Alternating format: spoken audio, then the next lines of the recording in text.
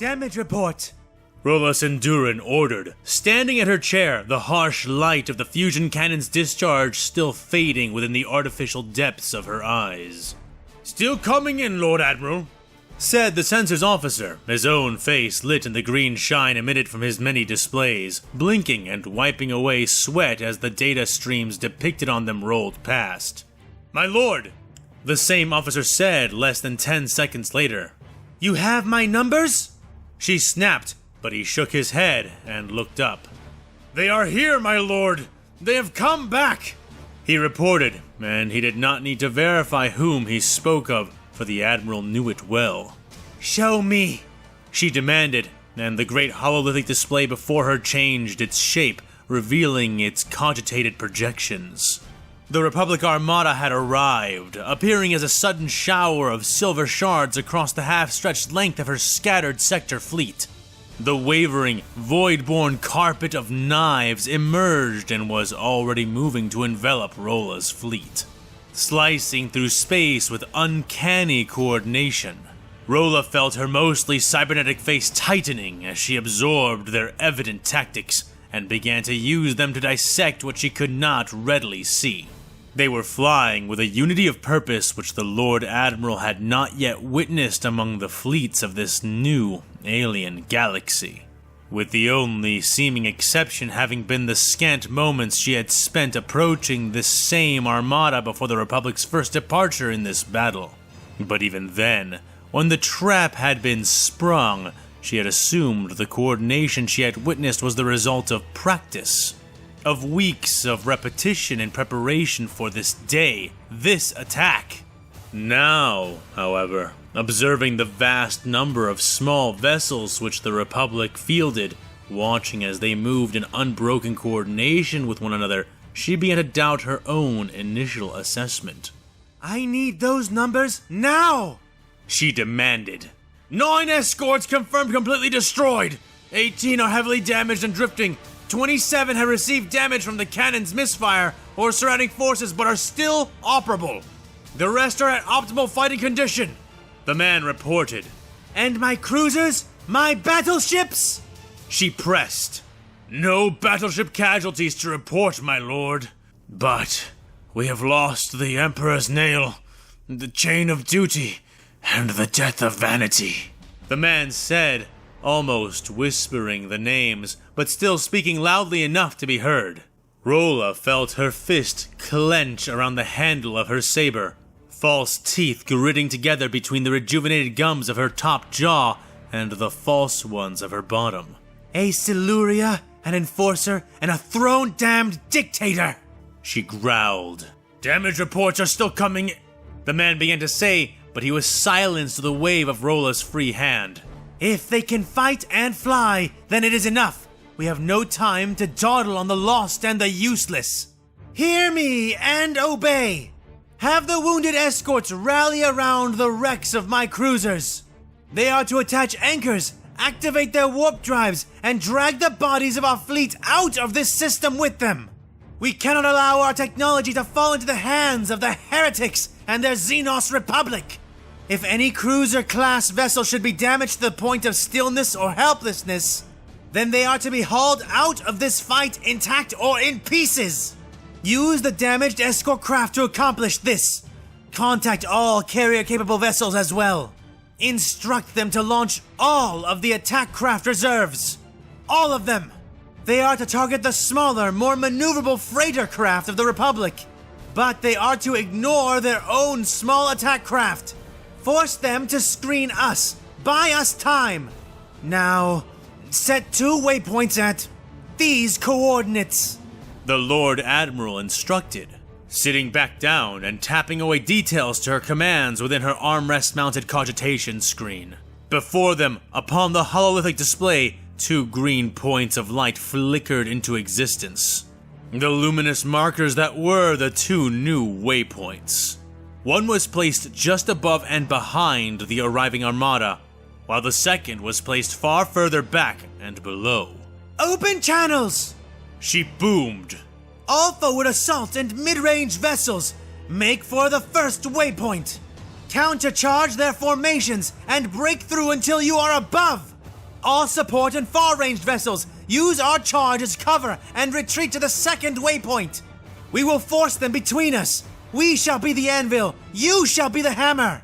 We fight today in the Emperor's name!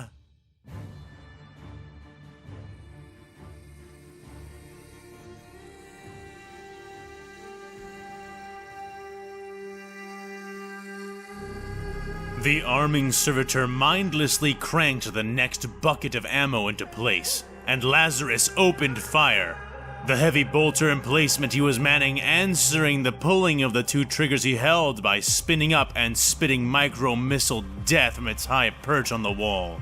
Below, he dragged the exploding, blazing line of munitions across the mobs of aliens and dissidents, drawing trails of red in their midst. Trails which vanished as more and more of them charged forward. Many were already assaulting the walls at the base of this very fortification, and it was all Lazarus and the other guardsmen stationed at the top of the wall could do to thin the incoming reinforcements before one of them managed to create a breach in their defenses. He saw another civilian speeder, this one rigged and mounted with a heavy repeating blaster cannon, firing and flying at high speed, diagonally across the battlefield and towards their perimeter.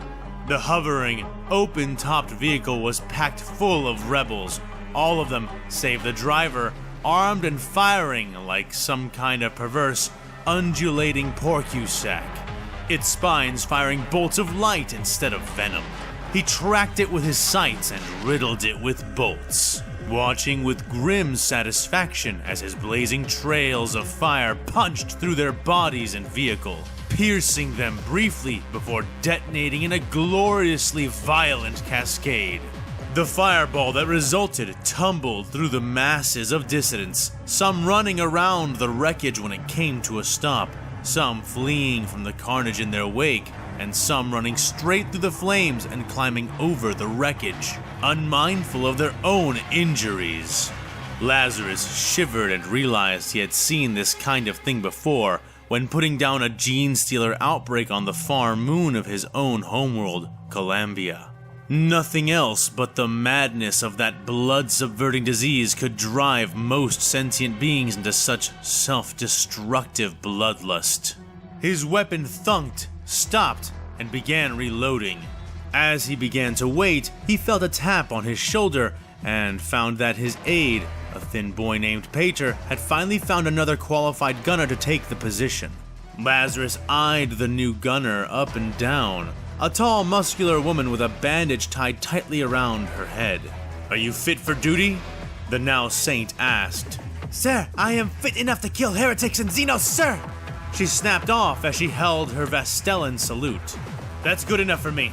Get to it, Vasti," Lazarus said as he crawled out of the turret controls and surrendered them to the newcomer.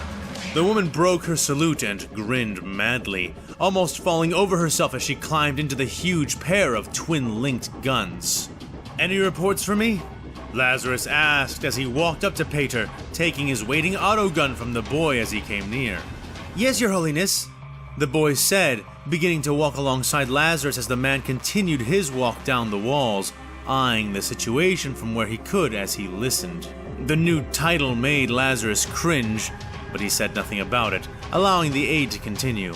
"All 12 of the southern garrisons have gathered together outside of Silver Juncture. They said they would be beginning their march here right away. Arrival should be in 20 minutes, but that was 10 minutes ago, so 10 minutes from now is the actual time," the boy said as he kept pace. "Good. I hate waiting, but with them all gathered together, they should prove far more effective on the approach. Throne knows we need the relief. With these heretics getting trapped between our walls and their guns, well, it will be a bad day for anyone who can't get out," said Lazarus, speaking loudly enough to be heard by the troops around him, though not so loud that he made it obvious they were supposed to. "It's as you say, Your Holiness," said Pater. He cringed again, cursing himself for his lack of control. "Who's in command?" Lazarus asked the boy. "Excuse me, Your Holiness?" the aide asked, and he cringed once more, shaking his head in an attempt to shake it off. "Of the southern forces, "Who is in command of them?" the saint clarified. Oh, well, I think that it was a commissar. Her name was, the boy said as he began to pull crumpled notes from his pockets.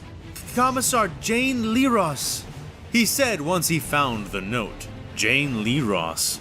Wasn't she part of Task Force? He began to say before a sudden rumble shook the wall and nearly quaked him to his feet. What was that? Lazarus yelled. Breaching the wall, sir. They're pouring into the inner passageways, called a Cadian from nearby, a man armed with a long lass.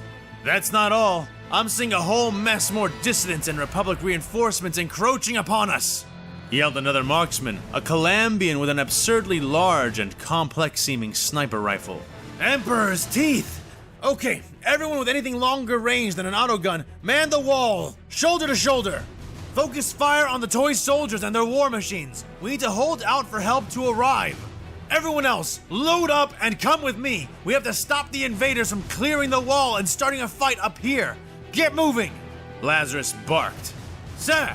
Was the answer the men around him gave, officers relaying the commands down the wall as the new saint snapped around and headed straight for the shadowed recess of the downward spiraling staircase. The sound of his thumping boots was joined by that of many others as more and more men filed in behind him, their advance echoing as they marched down, further and further into the dimly lit passageway that led into the internal corridors that veined the walls. He did not run, but he did rush, winding his way down, wanting badly not to get caught in a firefight in these cramped, curving stairs. He almost got what he wanted. But as Lazarus reached the bottom of the stairs and began creeping forward, reaching the empty doorway that led into the rest of the corridor, he was confronted by the bulbous alien head of a Duros rebel.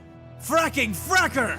Lazarus cursed most unsaint-like as he stumbled backwards and began firing blindly, the alien releasing a high-pitched squeal of surprise as he himself did the same thing as Lazarus, both stumbling men avoiding the inaccurate volleys of the other. However, this displayed to both the rebels behind the Duros and the Imperials behind Lazarus that the enemy had been found. Las guns and auto rifles began to bark and bleat in time with the echoing discharges of countless blasters and other exotic weapons. The narrow choke point they were now fighting over became a meat grinder for a couple of seconds, killing tens on either side before Lazarus compensated with a new order. Back up, you louts! Grenades, grenades! He yelled, demonstrating what they should do as he shoved back the men around him and drew out his own cylindrical weapon. His soldiers followed suit, pulling pins and tossing their explosives in time with their commander, filling the breach with a dense variety, from flashbangs and smoke bombs to frag grenades and even crack. The doorway was widened into a breach, and the rebels near and beyond it were shoved back or simply killed outright by the cascade of explosions. But the rebel army had their own counter. Twin beams of light, blue and green, appearing in the hazy, silent smoke which separated the opposing forces. Lazarus's eyes going wide at the sight. Jedi! Adamant weapons! Everyone with adamant weapons, get down here! Lazarus began to yell before the smoke was split by the speeding form of their new opponent. And it was much worse than he had feared. Lazarus had never actually seen or fought a Jedi directly before, though he had been briefed on them. But he had fought gene stealers, and he knew well their aesthetic. And the creature holding the two lightsabers and bearing a third clawed hand was nothing short of a Primus. The Saint could not even warn those who could not see it coming, not before it was in among them, reaping their lives like wheat grains. It moved as quickly as a space marine, sweeping the lethal bars of light through the bodies and faces of the guardsmen it met with a graceful ease that was equal parts horrifying and entrancing. But Lazarus had seen it all before. He fired his weapon from his hip, getting only a second and a half's worth of use from his gun before the vile thing was confronting him, snipping it in half with a blue-colored blade of light. That would have been the end of Lazarus' life for the second time, Had the men behind him not already been acting even before it came for him? Several hands grasped Lazarus even as he was firing and yanked him back, the bisecting strike meant to turn him into halves, striking only his retreating weapon instead. He was thrown back up the stairs and to the ground, their blood spilling shortly after as other men helped their saint to his feet and continued to shove and pull him back. The Imperials would then turn to face the alien threat, roaring as they briefly went into the battle and died. Saint Lazarus scrambled back as much and as far as he could, fumbling on his belt for a weapon, the slaughter following him up the stairs for several meters before it finally caught up to him. But by then he had found his last grenade. The stretched, grinning face of the Primus sank as Lazarus pulled the pin from his weapon, holding it up but keeping the lug gripped tight. The beast sprang backwards, leering in response to the blatantly suicidal expression the Imperial before him had branded across his all-too-human face. "Are you a gambling man, Xenos?" Lazarus spat through the thick spattering of blood that now coated him from boots to skull. The creature tilted its head in the darkness, seeming so alien that St. Lazarus had trouble believing any part of it was truly human, before its lips pulled back in a dagger-toothed smile. Lazarus returned it with a grin of his own, fist loosening. "You are bluffing," it said, taking a step up the stairs. "I am Saint Lazarus, and I do not bluff," he growled, secretly hoping that he was bluffing, yet knowing all the while that he was not. But the Xenos seemed intent on testing that, body leaning back, coiling as the humming blades of its weapons lowered, one aimed for his eye, the other his groin. Yet, just as it seemed the thing would charge, Lazarus' hand loosening, almost dropping the grenade, an odd expression rippled through its face, as if it had just noticed or remembered something vital. It hissed then, scowling hatefully at Lazarus, retreating back and away from him, and the growing formation of guardsmen who were forming up around the bend in the stairs. Lazarus watched on tensely, as the glow of its sabers retreated further and further away, until the former sergeant heard the creature turn on its heel and begin dashing in the opposite direction. He sighed and tossed the grenade down the stairs, letting it detonate uselessly at the dead bottom while the other Imperial soldiers came forward and hauled him up. They cheered and jostled him before continuing on, surrounding Lazarus on either side, some pausing to stand guard, while another, a medic, began to fuss over him and check him for wounds. "Think we scared them off?" asked one of the soldiers who stood guard near him as the others advanced around them. "Not a chance," Lazarus said with a shake of his head. "That thing was going to try to carve its way entirely up the wall, I could tell, and it might have done it too. We normally call in Astartes or Basilisk strikes for things like that," the saint said before taking a proffered canteen and drinking from it deeply. He gagged and spat, pulling it away and staring at the container with a confused expression. "What? Is this kvass?" Lazarus asked, almost incredulous. The soldier who had offered it shrugged sheepishly and said, "Ber kvass." There was a pause then, before Lazarus shrugged his shoulders, tipping it back and taking a deeper drink than before. "That'll do it," said the medic, and Lazarus nodded, swallowing down the drink in his mouth and sighing heavily, pushing the canteen into the chest of the guard to whom it belonged as he did. "You're throne jammed right at will. All right, let's get out of this carking staircase," he said, and they began to move downward, following the other guardsmen. "Sir, Your Holiness," said the previous guardsman, the one with the questions. "Sir's fine. What is it?" asked Lazarus. "If we didn't scare the damned thing off, then why did it let us go?" the man asked. Lazarus could only shrug. "Guess it remembered it had better places to be. Now, focus up, soldier, because wherever that place is, we're probably going to show up there shortly."